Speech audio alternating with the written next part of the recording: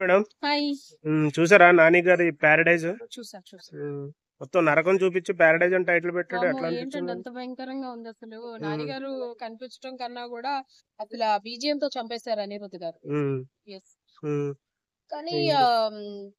Voice over అయితే ఒకటొస్తుంది. Female voice over. హ్మ్. వస్తూ మరి ఆ క్యారెక్టర్ ఎవరో నాకైతే అర్థం అవ్వట్లేదు. లాస్ట్‌లో ఒక డైలాగ్ ఉంది. హ్మ్. మరి ఆ డైలాగ్ ఇంటెన్షనల్‌గా అంటే ఇది ఓటీటీలో రిలీజ్ అవుతుందా ఏంటా హ్మ్. నాకు అర్థం కాలేదు. అంటే సెన్సార్ ఉండదా? హ్మ్. అంటే ఇప్పుడు గాని మనం దీని గురించి మాట్లాడకపోతే ఇక మీద వచ్చే సినిమాలకి ఇంకెలాంటి డైలాగ్స్ ఉంటాయా? లేకపోతే ఇంకెలాంటివి ఉంటాయా అనేసి హ్మ్. ఆలోచించాల్సొస్తుంది. ఆ వర్డ్ ఇప్పుడు నేను నాకు అనాలన్నా గూడా ఇబ్బందిగానే ఉంది. హ్మ్. మరి ఎందుకు ఆ వర్డ్‌ని అనిపించారో నాకు తెలియలేదు. హ్మ్. మరి అది కూడా ఒక పెద్ద హీరో 'నాని' గారి సినిమాకి అలాంటి పదాన్ని వాడడం అనేది నాకైతే చాలా ఇబ్బందికరంగా అనిపించింది. తర్వాత తెలుస్తుంది ఆ క్యారెక్టర్ ఎవరైతే మాట్లాడారో ఆవిడ 'నానికి' అమ్మ క్యారెక్టర్ అని. హ్మ్. మరి అది ఎంతవరకు నిజం అనేది నాకు తెలీదు. అంటే ఆమె ఒక ప్రాస్టిట్యూటా? ప్రాస్టిట్యూట్ కాబట్టి తన కొడుకు ఇలా వస్తున్నాడు అని చెప్తుందా? నాకు అర్థం కాలేదు.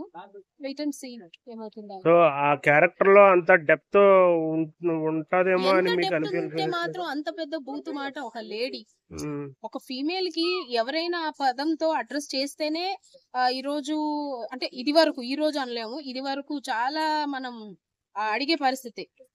గొడవలయ్యే పరిస్థితి లేదా కేసుల వరకెళ్ళే పరిస్థితి. హ్మ్. పలానా పర్సన్ ఇలా అన్నాడు అంటే అదొక చాలా పెద్ద బూతు. అలాంటిది ఆమెనే ఒక ఆడదే అలా అనుకుంది అంటే అది ఏంటి? అంటే కావాలని అలా పెట్టారా? హ్మ్. టీజర్ వరకే పెట్టారా? లేకపోతే సినిమాలో కూడా ఉంటుందా?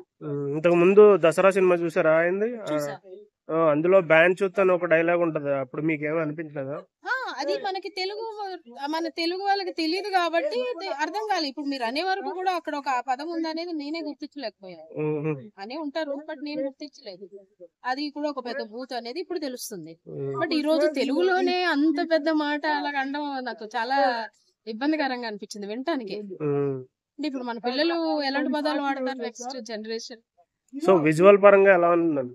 విజువల్ అయితే మామూలుగా లేదు. హ్మ్. ఏంటి ఒక హాలీవుడ్ రేంజ్‌లో ఉంది. హ్మ్. అనిరుద్ గారు బీజీఎంతో మాత్రం ఒక రేంజ్‌కి తీసుకెళ్లారని చెప్పొచ్చు. హ్మ్. 'నాని' గారి గెటప్పు?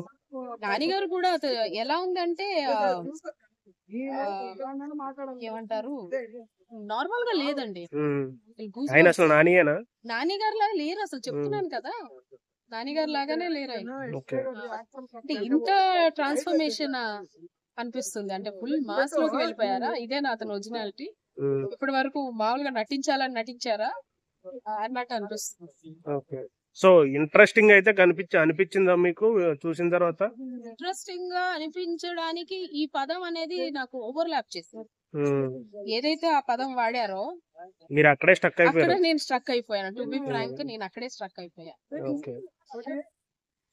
ఒక భారతీయ మహిళగా మీరు ఇబ్బంది పడుతున్నారన్న విషయం అర్థమవుతుంది. ఏమో మరి అందరూ దానిది అంటే ఇప్పుడు రీల్స్ ఇలాంటి ఇన్‌స్టా పేజెస్ వచ్చిన తర్వాత అందరూ దీన్ని నార్మల్ పదంగానే తీసుకుంటారా అని తెలీదు. Have to wait and see.